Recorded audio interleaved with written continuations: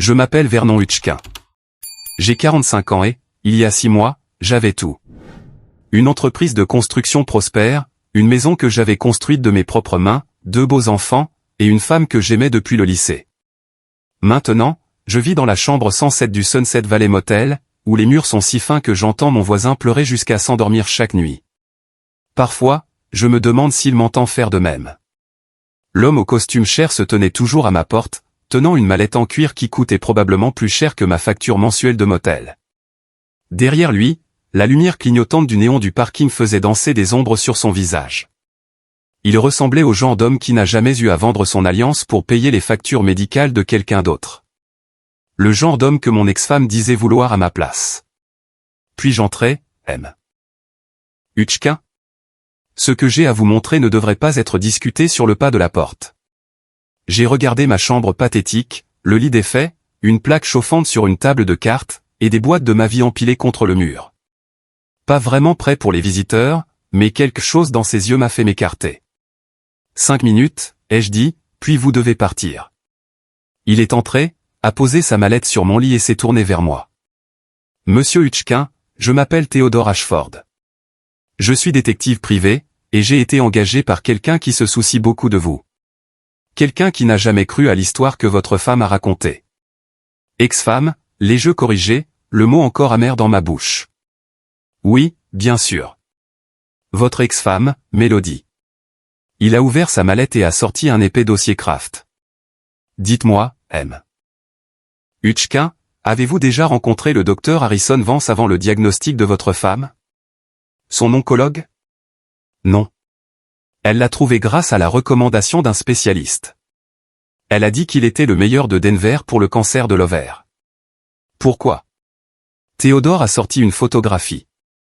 Elle montrait Mélodie à ce qui ressemblait à un barbecue familial, riant avec un homme que j'ai immédiatement reconnu, le docteur Vance. Mais cette photo datait de 3 ans, bien avant son diagnostic.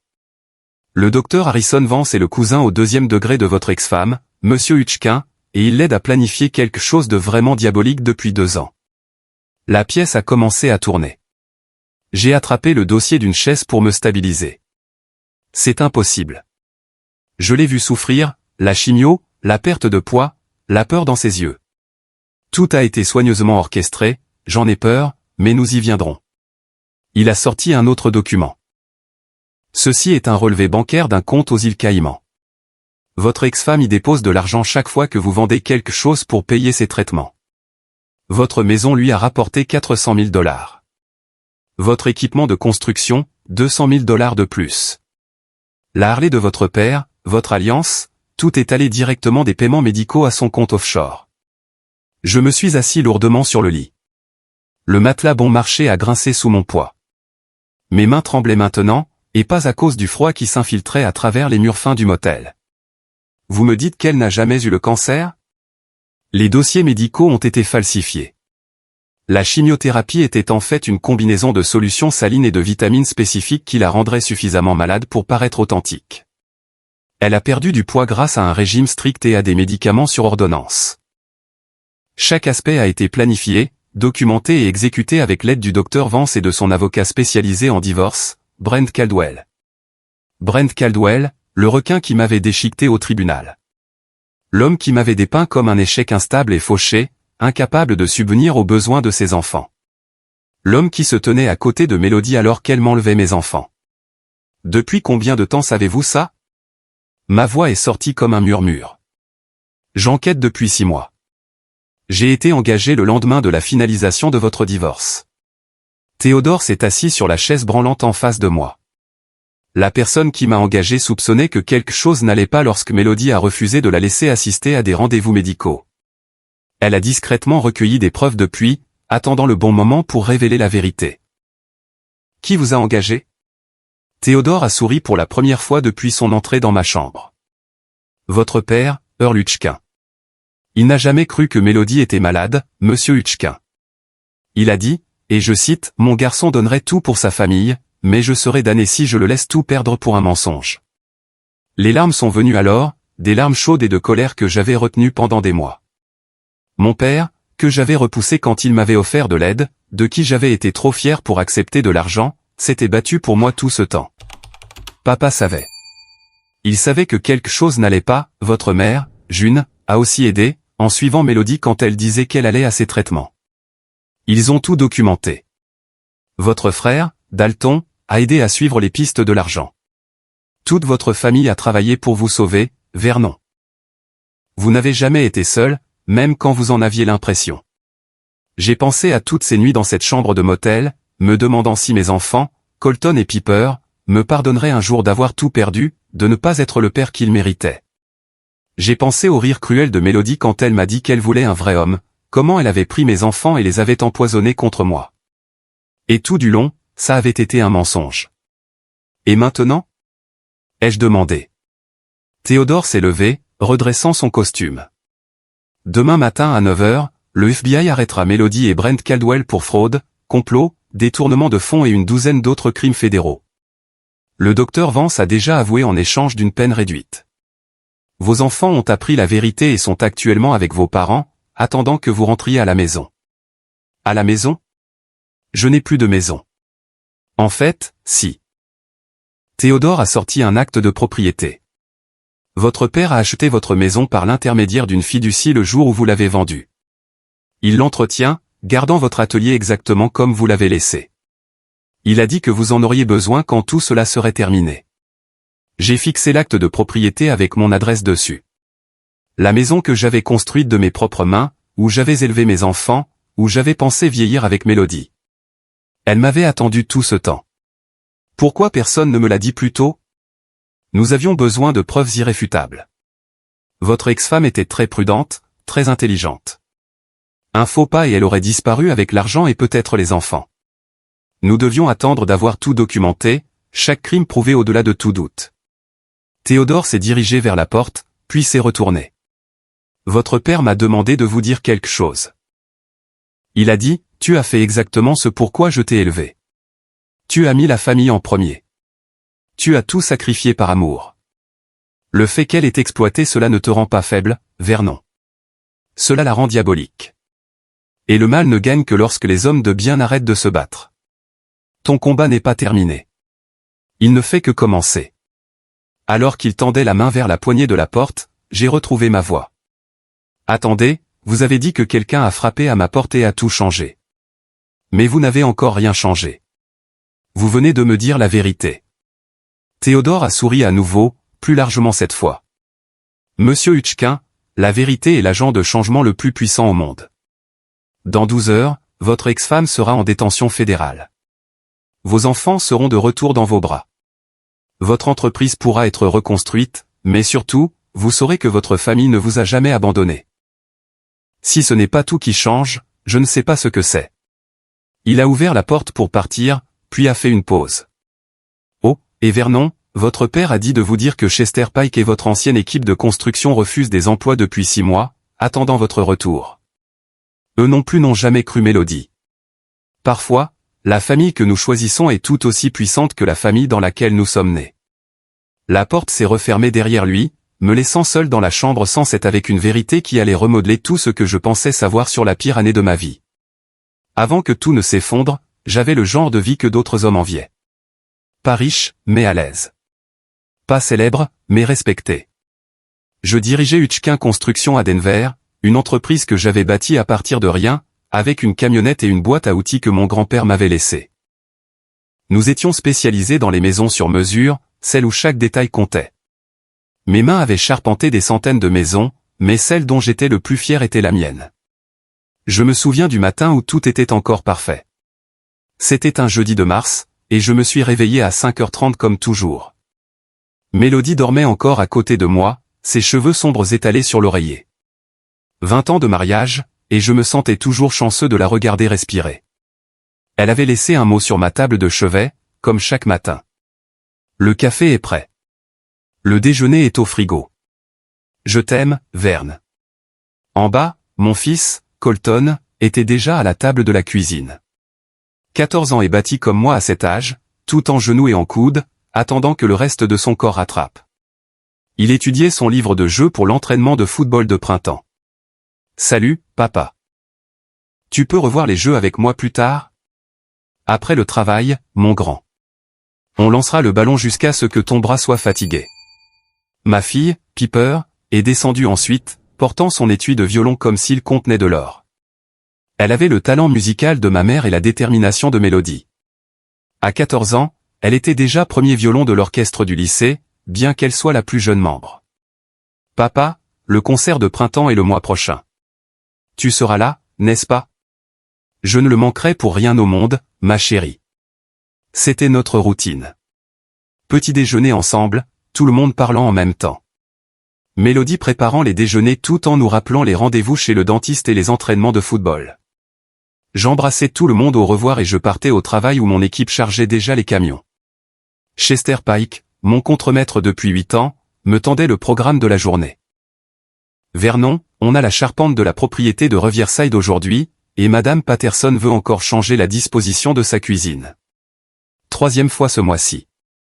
4e, mais qui compte? On riait parce que c'est ce qu'on faisait. On gérait les clients difficiles, les retards dus à la météo et les pénuries de bois d'œuvre, et on construisait quelque chose de beau. Quoi qu'il en soit, mon équipe était solide. 8 hommes qui arrivaient tôt et restaient tard quand c'était nécessaire. Des hommes qui étaient fiers de bien faire les choses du premier coup. Mon père, Earl Hutchkin, passait parfois sur le chantier. 73 ans et toujours bâti comme un secondeur. Il avait dirigé Hutchkin Construction avant moi, à l'époque où tout se faisait avec des outils à main et de la sueur. Il parcourait mes projets, passant sa main sur la charpente, vérifiant les coins avec son œil exercé. Beau travail, fils. Ton grand-père serait fier. Merci, papa. Ta mère veut que vous veniez tous dîner dimanche. Ne sois pas en retard. Les dîners du dimanche chez mes parents étaient sacrés. Ma mère, June, cuisinait assez pour une armée. Mon frère, Dalton, arrivait avec sa femme et ses 3 enfants. On mangeait jusqu'à ne plus pouvoir bouger, puis on s'asseyait sur le porche arrière pendant que les enfants jouaient dans le jardin. Dalton travaillait comme mécanicien, avait de la graisse incrustée en permanence sous ses ongles, mais il pouvait réparer n'importe quoi avec un moteur. Verne, as-tu déjà pensé à te développer? Peut-être te lancer dans l'immobilier commercial? Non, j'aime connaître les familles qui vivront dans ce que je construis. C'est personnel, tu sais. Mélodie aidait maman à faire la vaisselle, leur rire flottant par la fenêtre de la cuisine. Elles étaient proches depuis le lycée, quand je les ramenais à la maison pour la première fois. Maman m'avait pris à part ce soir-là et m'avait dit, celle-là est spéciale, Vernon. Ne gâche pas tout. Je ne l'avais pas fait, ou du moins c'est ce que je pensais. Le mardi qui a tout changé a commencé comme n'importe quel autre. Mélodie était fatiguée ces derniers temps, se plaignait de maux d'estomac. Je lui avais dit de voir un médecin, mais elle n'arrêtait pas de repousser. Puis elle m'a appelé au travail, pleurant si fort que je pouvais à peine la comprendre. Verne, je suis à l'hôpital. Ils ont trouvé quelque chose. Peux-tu venir? J'ai laissé Chester aux commandes et j'ai conduit jusqu'à l'hôpital général de Denver, dépassant toutes les limites de vitesse. J'ai trouvé Mélodie dans le service d'oncologie, toujours en blouse de papier, le mascara coulant sur ses joues. Le docteur Harrison Vance se tenait à côté d'elle, grand et sérieux dans sa blouse blanche. Monsieur Hutchkin, votre femme a un cancer de l'ovaire de stade 3. Nous devrons commencer un traitement agressif immédiatement. Les mots m'ont frappé comme un coup de masse sur la poitrine. Le cancer. La même chose qui avait emporté ma grand-mère, mon oncle, le père de Mélodie. Je me suis assis lourdement sur la chaise du visiteur pendant que le docteur Vance expliquait les options de traitement, les taux de survie, les coûts. Les chiffres se sont brouillés. Tout ce sur quoi je pouvais me concentrer, c'était la main de Mélodie dans la mienne, tremblant comme un oiseau. Dans le parking, par la suite, elle s'est effondrée complètement. Nous nous sommes assis dans ma camionnette pendant qu'elle sanglotait contre ma poitrine, ses doigts agrippés à ma chemise de travail. Je ne veux pas mourir, Verne. Je veux voir nos enfants obtenir leur diplôme, se marier, avoir des bébés. Je veux vieillir avec toi. J'ai pris son visage dans mes mains calleuses, j'ai regardé droit dans ses yeux verts dont j'étais tombé amoureux à 17 ans. Bébé, je vendrai mon âme pour te garder ici. On va vaincre cette chose. Quoi qu'il en coûte, on va gagner. Elle m'a embrassé alors, désespérée et effrayée. Promets-le-moi, Verne. Promets-moi que tu ne me laisseras pas mourir. Je te le promets, Mel. Je le jure sur tout ce que je suis, Tout ce que j'ai, tu vas survivre à ça. Cette nuit-là, après que les enfants se soient endormis, nous nous sommes assis à notre table de cuisine avec les papiers d'assurance étalés comme une carte de l'enfer. Limite de couverture, franchise, exclusion de traitements expérimentaux. Les chiffres étaient stupéfiants. L'assurance couvrirait 60 000 $. Le reste serait à notre charge.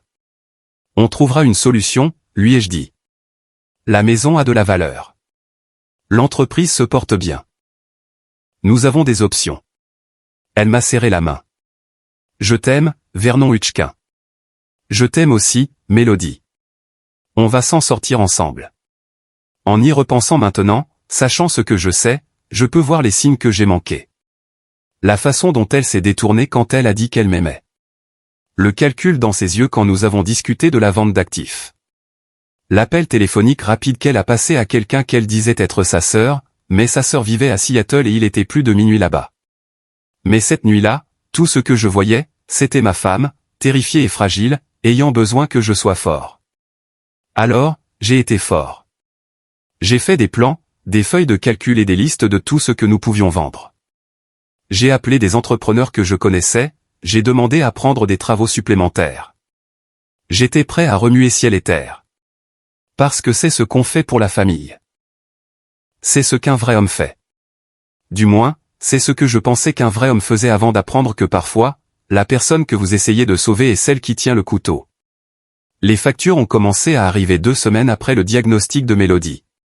Chaque enveloppe semblait plus lourde que la précédente. Je m'asseyais à la table de la cuisine après que tout le monde se soit endormi, une calculatrice à la main, essayant de faire fonctionner les chiffres. Ils ne fonctionnaient jamais. La première facture était de 47 000 $ pour les diagnostics et les consultations initiales. L'assurance en a couvert 12 000 $. J'ai vidé notre compte d'épargne et j'ai payé le reste. Mélodie m'a trouvé en train de regarder le relevé bancaire le lendemain matin. Vern, c'est trop. Peut-être devrions-nous obtenir un deuxième avis, trouver une option moins chère. Il n'y a pas d'option moins chère pour un stade 3, Mel. Le docteur Vance est le meilleur. C'est ce dont tu as besoin. Elle m'a embrassé sur le front. Et j'aurais dû remarquer qu'elle était déjà douchée et habillée à 5 heures du matin. J'ai un traitement à 9 heures. Tu n'as pas besoin de venir. Concentre-toi sur le travail. Je veux être là avec toi. Non, vraiment. Ça ira. Quelqu'un doit continuer à gagner de l'argent, n'est-ce pas? L'entreprise de construction se portait bien, mais pas assez. J'avais 3 maisons sous contrat, mais la construction signifiait payer les équipes et les fournisseurs avant d'être payé soi-même. La trésorerie était serrée les bons jours. Ce n'était plus de bons jours. Chester Pike a remarqué le stress le premier. Patron, ça va? Tu as été distrait ces derniers temps. Mélodie est malade, Chess. Le cancer. Son visage est devenu blanc. Chester avait perdu sa femme d'un cancer du sein 5 ans plus tôt. Jésus, Verne. De quoi as-tu besoin? D'un miracle ou d'environ 300 000 $. La même chose ces jours-ci. Il a fait une pause. J'ai 20 000 $ d'économie. C'est à toi. Je ne peux pas prendre ton argent, Chess. Tu m'as donné un travail quand personne d'autre ne le voulait, juste après la mort de Beth. J'étais un ivrogne. Et tu as pris un risque. Prends l'argent, Verne. Je l'ai pris. L'orgueil coûte cher quand votre femme est en train de mourir. La deuxième série de factures est arrivée avec la recommandation du docteur Vance pour un traitement expérimental. Il y a une nouvelle combinaison de médicaments qui montre des résultats remarquables, a-t-il expliqué dans son bureau impeccable. Elle n'est pas encore approuvée par la FDA, donc l'assurance ne la couvrira pas, mais j'ai vu des tumeurs diminuer de 70%. Combien? A demandé Mélodie en me serrant la main. Le protocole de traitement coûte environ 180 000 $. Mélodie a commencé à objecter, mais je l'ai coupé. On trouvera. J'ai d'abord vendu l'équipement de construction, l'appel que j'avais mis 3 ans à économiser pour acheter, les camions bennes, la grue, tous les outils qui me permettaient de prendre de plus grands projets. Je les ai mis en ligne le dimanche soir, je les ai vendus le mercredi. J'ai dû appeler mes clients et expliquer les retards que cela causerait. Madame Patterson a été compréhensive. Vernon, prenez tout le temps dont vous avez besoin. La famille d'abord. Mais les promoteurs de Riverside n'ont pas été aussi gentils. Ils ont résilié le contrat, ont exigé le remboursement de leur acompte. Et voilà, 60 000 $ de bénéfices futurs se sont envolés. J'ai dû ensuite licencier l'équipe. Je les ai appelés dans la caravane de bureau un vendredi après-midi. Ces hommes travaillaient pour moi depuis des années. Ils étaient venus aux fêtes d'anniversaire de mes enfants, à la célébration de la retraite de mon père. Je dois fermer pour un moment, les gars. Je suis désolé. Miguel, mon meilleur charpentier, a secoué la tête. On peut travailler pour moins, patron. Accepter des baisses de salaire. Ce ne serait pas suffisant. Je veux que vous vous inscriviez au chômage, que vous trouviez un autre travail. Quand ce sera fini, si vous voulez toujours de moi, je vous réembaucherai tous. Ils sont sortis en silence. Chester est resté. Ce n'est pas juste, Vern. Quelque chose ne va pas dans tout ça. Le cancer ne se soucie pas de ce qui semble juste, Chess. La maison a été mise en vente le 3e mois. La maison que j'avais construite de mes propres mains, où chaque mur contenait un souvenir. Colton m'a trouvé debout dans l'atelier que j'avais ajouté l'année de sa naissance. Papa, on déménage vraiment? C'est juste temporaire, fils. Quand maman ira mieux, on construira une autre maison. Une meilleure. Je ne veux pas d'une meilleure. Je veux celle-ci. Moi aussi. Mais la maison s'est vendue en 2 semaines. 420 000 $. Après avoir remboursé l'hypothèque, il nous restait 300 000 $. C'est allé directement aux factures médicales et aux nouveaux protocoles de traitement. Nous avons déménagé dans un appartement de 2 chambres en centre-ville. Piper a dû partager une chambre avec son frère pour la première fois de sa vie. Elle ne s'est pas plainte, du moins pas à moi. Mais je l'entendais pleurer la nuit à travers les murs fins. Mon père est passé à l'appartement un soir, il m'a vu emballer mes outils pour les vendre. Vernon, ça a assez duré. Laisse-moi t'aider. Papa, toi et maman avez besoin de votre argent de retraite. Nous avons plus besoin de notre fils. Ta mère est d'accord. Nous pouvons te donner 50 000 $. Je ne les prendrai pas, il a frappé la table de sa main, quelque chose qu'il n'avait pas fait depuis mon adolescence. Au diable ta fierté, mon garçon. Tu te noies et tu ne veux pas d'une bouée de sauvetage. Ma femme, ma responsabilité. Ta famille, notre responsabilité. C'est comme ça que ça marche. Mais je n'ai pas cédé. En y repensant, j'aurais aimé le faire. Cela aurait sauvé plus que de l'argent. L'alliance a été la dernière chose à partir. Une bague en platine de 3 carats achetée lorsque j'ai décroché mon premier gros contrat de construction. J'avais promis à Mélodie qu'elle n'aurait jamais à l'enlever. Maintenant, j'enlevais la mienne chez Goldman & Pawn Shop sur Colfax Avenue. Monsieur Goldstein, qui connaissait ma famille depuis 40 ans, l'a regardé avec tristesse. Vernon, cette bague a une histoire. Ton grand-père a acheté la bague originale à mon père en 1955. Tu l'as fait remonter pour Mélodie. Combien pouvez-vous me donner? Elle vaut 8 000 $. Je vous en donne 15. Je ne peux pas accepter la charité, monsieur Goldstein. Ce n'est pas de la charité. C'est un investissement dans un homme bon qui passe une mauvaise année. J'ai pris les 15 000 $, les ai ajoutés aux 10 000 $ que j'ai eus pour la Harley de mon père, que j'avais vendue sans le lui dire. Cela a couvert un autre mois de traitement. Pendant ce temps, Mélodie allait mieux, du moins physiquement. Le poids qu'elle avait perdu rendait ses pommettes saillantes, mais sa couleur revenait. Le docteur Vance nous a montré des scanners où les tumeurs avaient considérablement diminué. Le traitement fonctionne mieux que prévu, a-t-il annoncé.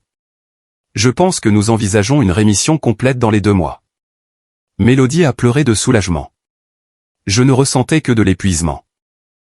Nous avions gagné, mais à quel prix? Je n'avais plus rien. Pas d'entreprise, pas de maison, pas d'économie. Mais elle était en vie. C'était censé être suffisant. Mon frère Dalton m'a pris à part au dîner du dimanche. Verne, quelque chose ne va pas, Mélodie semble différente. Elle a traversé l'enfer, Dal. Non, c'est autre chose. La façon dont elle te regarde, comme si elle était déçue ou quelque chose. Tu imagines des choses. Mais il n'imaginait rien. Je ne pouvais tout simplement pas le voir encore. Ou peut-être que je ne voulais pas le voir. Quand on a tout donné pour quelqu'un, on ne peut pas se permettre de se demander s'il en valait la peine. Ce genre de pensée pourrait rendre un homme fou. La même semaine où le docteur Vance a déclaré Mélodie guérie du cancer, elle a commencé à recevoir des SMS qui la faisaient sourire.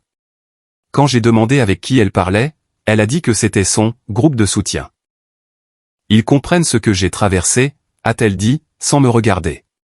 Tu ne comprendrais pas, j'aurais dû savoir alors. La femme qui avait tout partagé avec moi pendant 20 ans avait soudainement des secrets. Mais j'étais trop fatigué pour me battre, trop fauché pour penser clairement, et trop soulagé qu'elle soit en vie pour remettre en question la distance qui grandissait entre nous. 6 semaines après le dernier scanner clair de Mélodie, je suis rentré d'une journée de travail pour trouver des valises dans notre chambre. Elle pliait des vêtements avec le genre de précision qu'elle utilisait quand elle était en colère. L'appartement sentait son parfum cher, celui qu'elle avait arrêté de porter pendant le traitement, mais qu'elle avait soudainement recommencé à utiliser. Mel, qu'est-ce qui se passe? On va quelque part? Elle n'a pas levé les yeux de ses bagages. Je te quitte, Vernon. Les mots n'avaient pas de sens. Je venais de passer 14 mois à vendre tout ce pourquoi j'avais travaillé pour lui sauver la vie. Nous avions gagné. Elle était guérie du cancer. Nous étions censés reconstruire ensemble. Je ne comprends pas. Est-ce à cause de l'argent? Je le récupérerai, Mel. Donne-moi du temps. Elle m'a finalement regardé et ses yeux étaient froids comme la glace de janvier. Regarde-toi, Vernon. Tu es pathétique. Tu travailles à la journée comme un immigré clandestin, tu vis dans ce dépotoir. Tu portes les 3 mêmes chemises parce que tu as vendu tout le reste. J'ai tout vendu pour te sauver la vie. Et c'est exactement le problème. Elle a ri et c'était un son que je n'avais jamais entendu d'elle auparavant, cruel, aigu. Un vrai homme n'aurait pas tout perdu. Un vrai homme aurait trouvé un moyen de garder son entreprise, sa maison, sa dignité. Un vrai homme? J'ai tout abandonné pour toi. Non, tu as tout abandonné parce que tu es faible. Mon avocat, Brent Caldwell, voilà un homme qui sait comment gérer la vie. Il a vu mon potentiel, a vu ce que je pourrais devenir sans que tu me tires vers le bas. Brent Caldwell. Je connaissais ce nom. C'était l'avocat spécialisé en divorce avec le panneau d'affichage sur LIE 25. Celui qui disait, prenez-lui tout ce qu'il a, tu as une liaison. Ce n'est pas une liaison quand le mariage est déjà mort, Vernon. Il est mort le jour où tu as vendu notre maison. Peut-être avant. Je t'ai regardé te démener et mendier de l'argent. Je t'ai vu te traîner chez ce prêteur sur gage. Je t'ai regardé licencier ton équipe comme un lâche. C'était dégoûtant. Mes mains tremblaient maintenant. J'essayais de te sauver la vie. Eh bien, félicitations. Tu l'as sauvée. Et maintenant, je vais la vivre correctement, avec quelqu'un qui n'est pas un échec complet. Les papiers du divorce étaient déjà rédigés. Elle me les a tendus comme si elle me donnait une facture de travail. Bren dit que tu auras besoin de ton propre avocat, bien que je ne sache pas comment tu en paieras un. Je demande la garde exclusive des enfants, une pension alimentaire et la moitié de tous les revenus futurs de ton entreprise de construction quand tu la reconstruiras. Tu ne peux pas prendre mes enfants, Mélodie. Je peux et je le ferai. Ils ont besoin de stabilité, Vernon. Pas d'un père qui vit dans un motel et travaille au noir pour de l'argent. Mon frère, Dalton, est arrivé moins d'1 heure après mon appel. Il m'a trouvé assis sur les marches de l'appartement, les papiers du divorce toujours à la main. Il les a lus, son visage devenant de plus en plus rouge à chaque page. C'est de la folie, Verne. Elle ne peut pas faire ça. Tu lui as sauvé la vie. Apparemment, ça me rend faible. On va se battre. J'appellerai tous les avocats de Denver s'il le faut. Mais les avocats coûtent de l'argent, et je n'en avais pas. L'aide juridique m'a assigné une avocate commis d'office nommée Patricia Moss, fraîchement sortie de l'école de droit et débordée de dossiers. Elle a examiné mes documents financiers avec l'enthousiasme de quelqu'un qui lit une liste de courses. Monsieur Hutchkin, vous n'avez aucun actif, aucun revenu stable, et vous vivez dans un espace qui ne répondrait pas aux exigences de garde pour 2 adolescents. Madame Hutchkin a déjà emménagé dans une maison de 4 chambres à Cherry Creek avec Monsieur Caldwell. Il est son avocat spécialisé en divorce et maintenant son fiancé, selon ses documents. Ça ne s'annonce pas bien. L'audience pour la garde a eu lieu 3 semaines plus tard. Je portais mon seul costume, celui que j'avais gardé pour les enterrements. Mélodie est arrivée dans des vêtements de marque que je n'avais jamais vus auparavant, Brent Caldwell à ses côtés comme s'il avait déjà gagné. Le juge Maureen Thornton a présidé. Elle était connue pour être juste mais stricte en ce qui concerne le bien-être des enfants. Mélodie a témoigné la première, peignant un tableau de moi comme étant instable, financièrement irresponsable, peut-être déprimé. Il a vendu notre maison familiale sans vraiment me consulter, a-t-elle dit au juge, les larmes parfaitement synchronisées. Il a pris des décisions financières imprudentes qui ont laissé nos enfants sans stabilité. Je suis inquiète pour son état mental. Quand ce fut mon tour, j'ai essayé d'expliquer. Votre honneur, j'ai tout vendu pour payer le traitement contre le cancer de Mélodie. Les factures médicales s'élevaient à plus de 300 000 $. Et où sont ces dossiers médicaux, a interrompu Caldwell. Les informations sur la santé de ma cliente sont privées, mais je peux assurer à la cour qu'elle aurait survécu avec un traitement standard. Monsieur Hutchkin a choisi de poursuivre des mesures excessives qui ont mis la famille en faillite inutilement. Excessives? Elle avait un cancer de stade 3. Le juge Thornton a appelé à l'ordre. Puis est venue la pire partie. Mes enfants ont été appelés à témoigner. Colton ne voulait pas me regarder dans les yeux. Piper fixait ses mains. Préférez-vous vivre avec votre mère ou votre père, a demandé le juge. La voix de Colton était plate, répétée. La maison de maman est meilleure pour nous.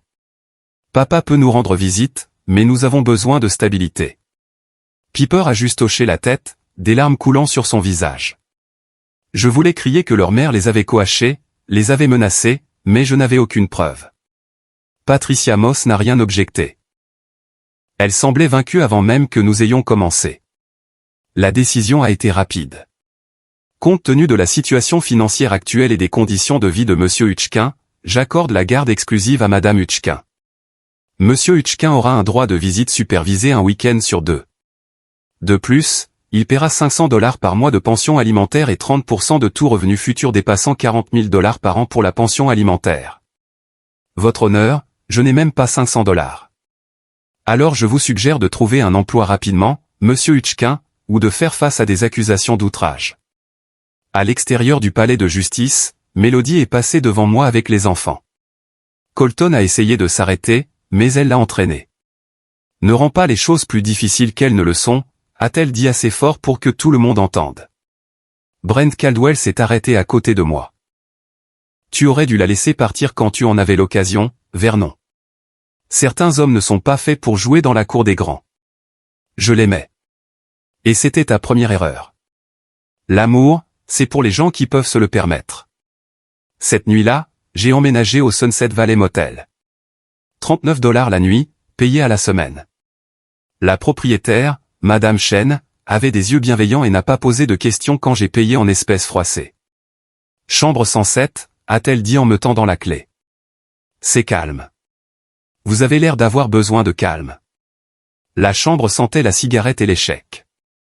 Un lit, une chaise, une télé qui captait 3 chaînes. Je me suis assis sur le lit et j'ai appelé Dalton. J'ai tout perdu, Dal. Mes enfants, ma femme, toute ma vie. Tu n'as pas tout perdu, Vern. Tu es toujours là. Et tant que tu es là, tu peux te battre. Avec quoi? Je n'ai plus rien avec quoi me battre. Tu nous as, moi, maman, papa. On ne t'abandonne pas, mais assis dans cette chambre de motel, regardant le plafond taché d'eau, j'avais renoncé à moi-même. J'avais tout fait correctement, tout ce qu'un homme bon était censé faire, et tout cela n'avait servi à rien. Mélodie vivait dans un manoir avec son avocat.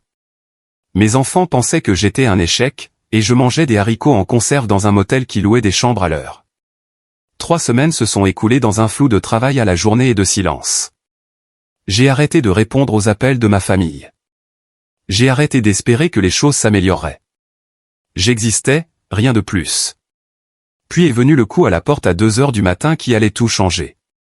Le coup qui allait révéler la vérité derrière le mensonge que j'avais vécu. Le coup qui allait prouver que mon père s'était battu pour moi tout du long, même quand j'avais été trop fier et trop brisé pour le voir.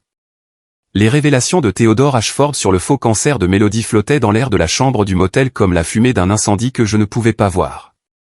J'ai fixé les documents étalés sur mon lit, chacun plus accablant que le précédent, des relevés bancaires des îles Caïmans, des SMS entre Mélodie et le docteur Vance planifiant des rendez-vous à des moments où je ne pourrais pas y assister, des photos d'elle avec Brent Caldwell datant de 2 ans, bien avant son diagnostic.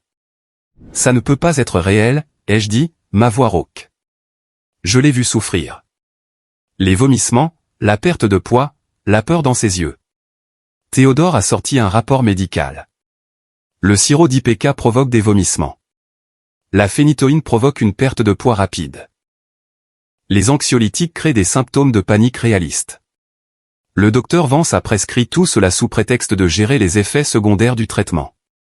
Votre femme s'empoisonnait essentiellement juste assez pour paraître malade pendant que vous détruisiez votre vie pour la sauver. Je me suis levé trop vite et la pièce a tourné. J'ai besoin d'air. Il y a plus, monsieur Hutchkin. Plus? Qu'est-ce qu'il pourrait y avoir de plus? Théodore m'a tendu une transcription.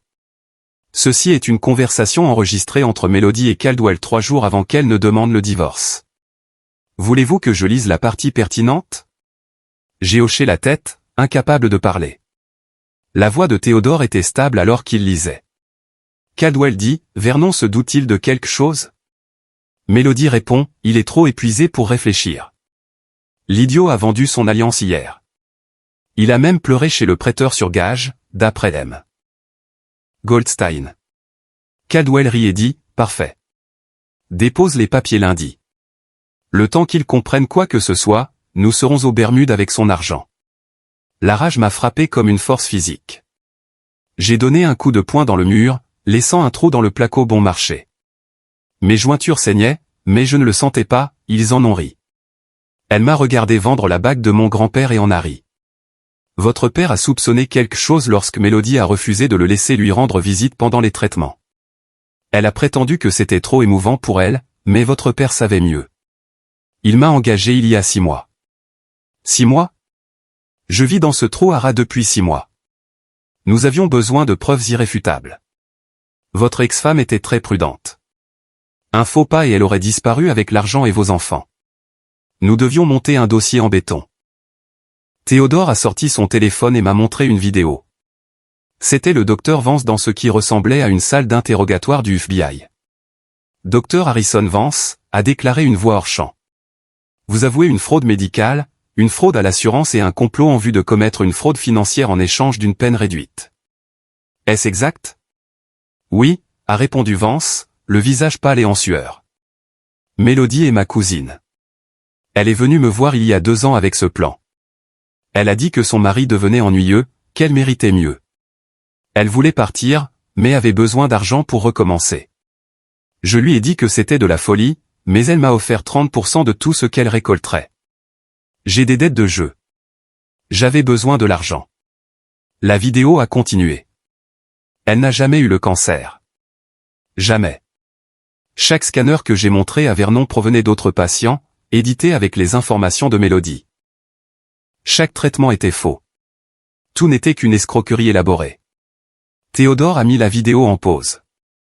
Il y a 3 heures de sa confession. Il détaille tout, y compris comment Mélodie a commencé sa relation avec Caldwell avant le faux diagnostic. Caldwell lui a en fait donné l'idée après avoir traité le divorce d'un autre client où le conjoint avait un cancer. Je me suis rassis sur le lit, la tête dans les mains. Mes enfants, oh mon Dieu, mes enfants pensent que je suis un échec. À ce sujet, a dit Théodore en sortant un autre document. Votre père les a rencontrés en secret. Il y a 2 semaines, il leur a montré une partie de ses preuves. Ils connaissent la vérité maintenant, Vernon. Quoi? Votre fils, Colton, a appelé votre père après avoir trouvé sa mère en train de déchiqueter des documents. Il savait que quelque chose n'allait pas.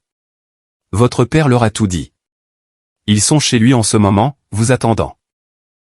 Mais l'ordonnance de garde dit que je ne peux pas les voir sans surveillance. Théodore a souri. Cette ordonnance de garde est sur le point de devenir sans objet. Dans environ 4 heures, à 6 heures, le FBI arrêtera Mélodie et Brent Caldwell. Les accusations comprennent la fraude médicale, la fraude à l'assurance, le complot, le blanchiment d'argent et l'ingérence dans la garde. Le docteur Vance a été arrêté hier et est actuellement en détention fédérale. Ça arrive vraiment? Ça arrive. Votre père voulait aussi que je vous dise autre chose. Théodore a sorti un acte de propriété. Il a acheté votre maison le jour où vous l'avez vendue. Il a utilisé une société écran pour cacher l'achat à Mélodie. Elle vous attend.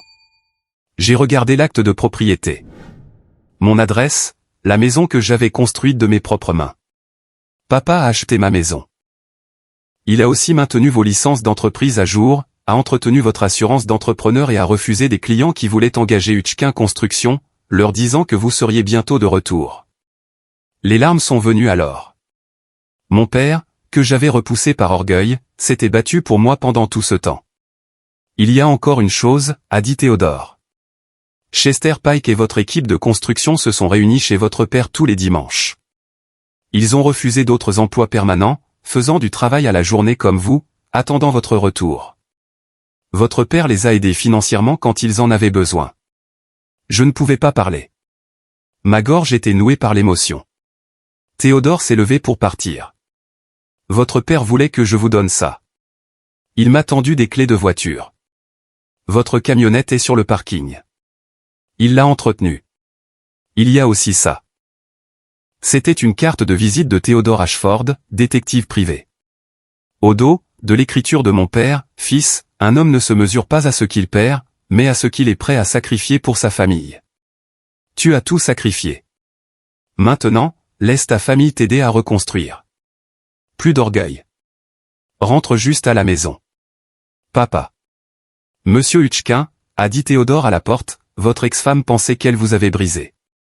Elle pensait que vous étiez faible d'avoir tout donné pour la sauver, mais elle n'a jamais compris que votre force ne résidait pas dans ce que vous possédiez, mais dans ce que vous étiez prêt à perdre pour quelqu'un que vous aimiez.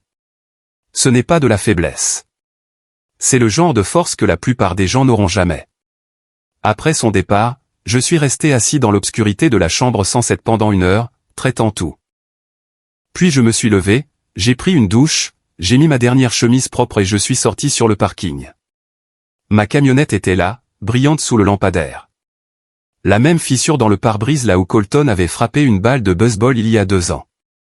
La même tache de café sur le siège du conducteur là où Piper avait renversé ma tasse en se précipitant pour aller à l'école. J'ai conduit jusqu'à la maison de mon père alors que le soleil se levait. Toute la famille était sur le porche d'entrée. Colton et Piper ont couru vers la camionnette avant même que je puisse me garer. Papa, a sangloté Piper contre ma poitrine. On est tellement désolé. Maman nous a fait dire ces choses au tribunal. Elle a dit qu'elle nous enverrait à l'école militaire si on ne le faisait pas. Colton, essayant d'être fort mais échouant, m'a serré plus fort qu'il ne l'avait jamais fait. Je savais que quelque chose n'allait pas, papa. La façon dont maman riait de la vente de la maison, ce n'était pas normal. Papy nous a montré la vérité. Elle est diabolique, papa. Elle est vraiment diabolique. Mon père se tenait sur le porche, ma mère à ses côtés. Il avait l'air plus âgé mais satisfait, comme un général qui avait enfin gagné une longue guerre. Fils, a-t-il dit simplement. Papa, je ne sais pas quoi dire. Alors ne dis rien. Entre juste. Ta mère a fait le petit déjeuner. Ton équipe est en route et nous avons une entreprise à reconstruire. Mais d'abord, on mange. Tu as l'air d'un déterré. Alors que nous entrions, mon téléphone a sonné. Numéro inconnu. Monsieur Hutchkin, c'est l'agent Sarah Coleman du FBI. Nous avons Mélodie et Brent Caldwell en garde à vue. Nous aurons besoin que vous veniez au bâtiment fédéral cet après-midi pour faire une déclaration. Vont-ils en prison? Hutchkin, avec les preuves que nous avons, ils risquent tous les deux de 15 à 20 ans minimum. L'argent a été gelé et vous sera restitué à titre de dédommagement. J'ai raccroché et j'ai regardé ma famille. Ils l'ont eu. Ma mère a commencé à pleurer. Dalton a poussé un cri de joie et a frappé l'air. Mon père a juste hoché la tête. Justice, a-t-il dit doucement. Maintenant, on reconstruit. 6 mois après ce matin chez mon père, je me tenais dans mon atelier reconstruit, passant mes mains sur le même établi où j'avais appris à Colton à utiliser un marteau. Le FBI avait été minutieux. Mélodie a eu 12 ans de prison fédérale pour fraude, complot et blanchiment d'argent. Brent Caldwell a eu 15 ans plus la radiation du barreau. Le docteur Harrison Vance a perdu sa licence médicale et a eu 8 ans. Le tribunal a ordonné une restitution complète, bien que la plupart de l'argent ait disparu. Ce qu'ils ont récupéré a servi à reconstruire mon entreprise.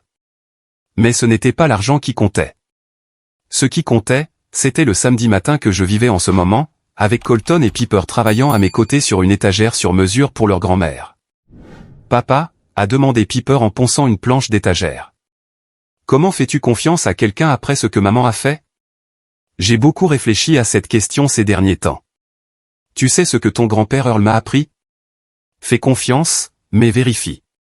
J'ai fait entièrement confiance à ta mère. Et ce n'était pas une erreur. L'amour doit inclure la confiance. Mais j'ai ignoré les signes avant-coureurs parce que je voulais croire au meilleur. Le véritable amour, comme celui que grand-père a montré quand il a enquêté discrètement tout en me soutenant, protège tout en faisant confiance. Colton a levé les yeux de la mesure d'une planche. Tu la détestes? Non, fils. La détester signifierait qu'elle a encore du pouvoir sur moi. J'ai pitié d'elle. Elle avait une famille qui l'aimait, un mari qui serait mort pour elle, et elle a tout jeté pour de l'argent qui est maintenant gelé sur des comptes fédéraux. Elle passera les 12 prochaines années dans une cellule à penser à ce choix. Chester Pike est entré dans l'atelier avec du café et des beignets. Il avait été le premier à revenir quand j'ai rouvert Hutchkin Construction. Toute l'équipe est revenue en une semaine. Nous étions plus petits maintenant, mais plus forts. Tous les clients qui étaient partis sont revenus avec des excuses et de nouveaux contrats. Vernon, Madame Patterson veut savoir si tu peux lui construire une maison d'amis. Elle dit qu'elle attendra aussi longtemps qu'il le faudra pour t'avoir spécifiquement. Dis-lui qu'on commencera le mois prochain. Mon père est apparu à l'entrée, vérifiant toujours mon travail après toutes ces années. Mais maintenant, je l'accueillais. Sa vigilance m'avait sauvé quand je ne pouvais pas me sauver moi-même. Ça a l'air bien, Phil.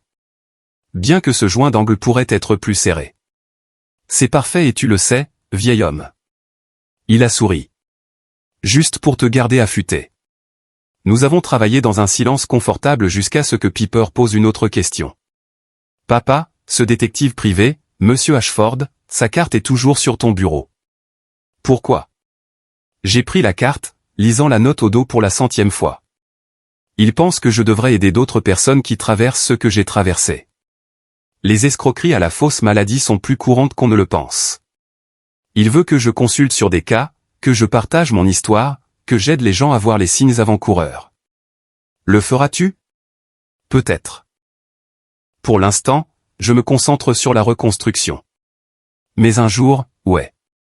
Si je peux empêcher une personne de traverser ce que nous avons traversé, ça en vaudra la peine. Ma mère a appelé de la maison. Le déjeuner est prêt. Tout le monde à l'intérieur. Alors que nous nous dirigions vers la maison, Dalton est arrivé dans sa camionnette. Il avait commencé à venir à chaque repas de famille, amenant ses enfants, s'assurant que je ne me sente jamais seul. La maison était à nouveau bruyante, pleine de vie, de rires et de disputes sur les équipes de football. Après le déjeuner, je me suis tenu sur le porche arrière avec mon père, regardant les enfants jouer au basket dans l'allée. Le même panier que j'avais installé 15 ans plus tôt était toujours là. Un peu rouillé, mais solide. Papa, je ne t'ai jamais vraiment remercié. Tu n'as pas besoin. Si, j'en ai besoin. Tu m'as sauvé la vie quand j'y avais renoncé. Il a posé sa main sur mon épaule, sa poigne toujours forte à 74 ans. Fils, tu aurais fait la même chose pour Colton. Bon sang, tu as fait la même chose pour quelqu'un qui ne le méritait pas. Ce n'est pas de la bêtise. C'est du caractère. La seule différence entre toi et moi, c'est que j'ai vécu assez longtemps pour savoir que parfois, les personnes que nous aimons le plus sont celles qui sont capables de nous faire le plus de mal. Comment sais-tu quand faire confiance et quand vérifier? Tu ne sais pas. Tu fais juste les deux. Tu aimes de tout ton cœur, mais tu gardes les yeux ouverts. Et tu t'assures que ta famille sait que quoi qu'il arrive, tu es là pour eux. La clé de la chambre 107 du motel est toujours accrochée à un crochet dans mon atelier. Non pas comme un rappel de mon point le plus bas, mais comme une preuve que le fond du trou n'est pas la fin si vous avez des gens qui ne vous laisseront pas tomber. Chaque matin, je la vois quand je prends mes outils et je me souviens que la pire chose qui me soit arrivée m'a conduit à la leçon la plus importante de ma vie. La vraie force ne consiste pas à ne jamais tomber. C'est d'avoir des gens qui ne vous laisseront pas tomber. C'est un père qui se bat pour vous quand vous ne pouvez pas vous battre pour vous-même. C'est un frère qui se présente sans qu'on le lui demande. C'est des amis qui attendent votre retour, peu importe le temps que cela prend. Il y a 2 semaines, un homme m'a appelé. Sa femme avait été diagnostiquée avec une maladie sanguine rare, et quelque chose clochait dans toute la situation. Theodore Ashford lui avait donné mon numéro. Monsieur Hutchkin, je ne sais pas où me tourner.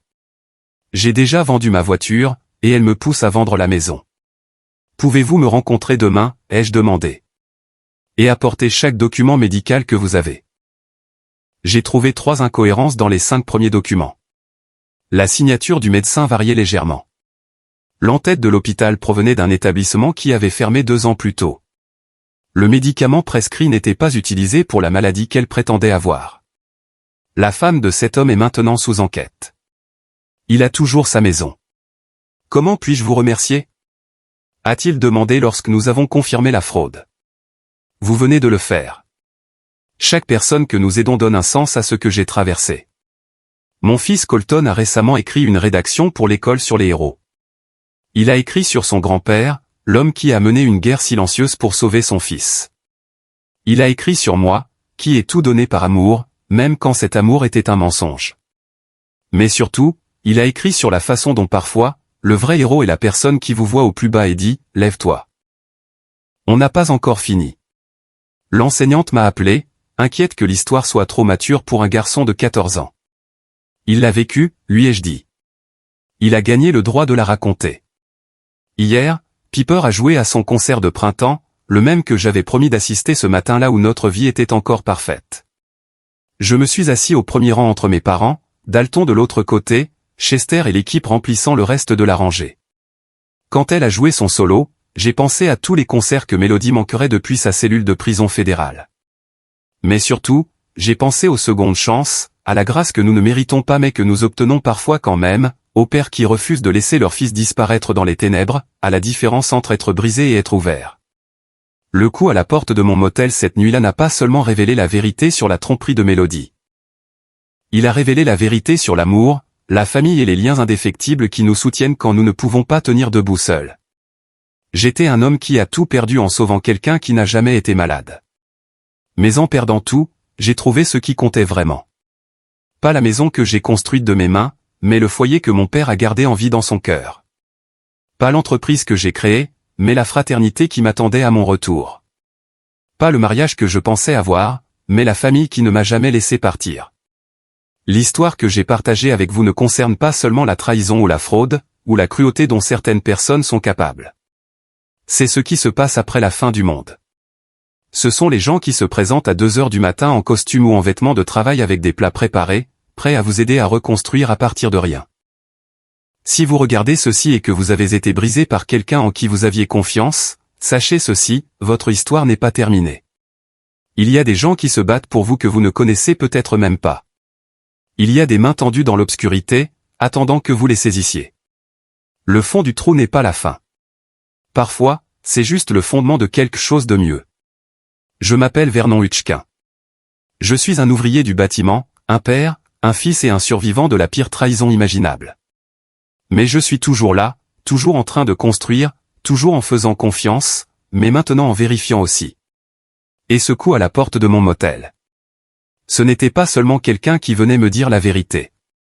C'était la vie elle-même qui refusait de me laisser abandonner, refusant de laisser la cruauté de Mélodie être la fin de mon histoire. C'était l'amour de mon père, portant un costume et transportant des preuves, me rappelant que la famille ne se résume pas au sang ou au certificat de mariage. C'est qui se présente quand vous mangez des haricots froids dans une chambre de motel et dit « Il est temps de rentrer à la maison, fils. On a du travail. » Merci d'avoir écouté mon histoire.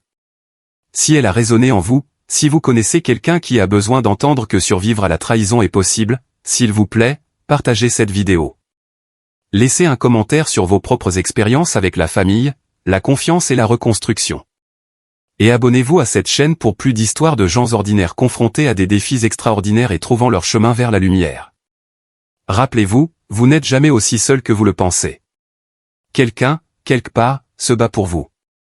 Parfois, il porte un costume à 5000 $ et transporte des preuves. Parfois, c'est votre père qui n'a jamais cessé de croire en vous. Parfois, c'est vous-même, votre futur vous, qui sait que ce n'est pas là que votre histoire se termine. Restez fort.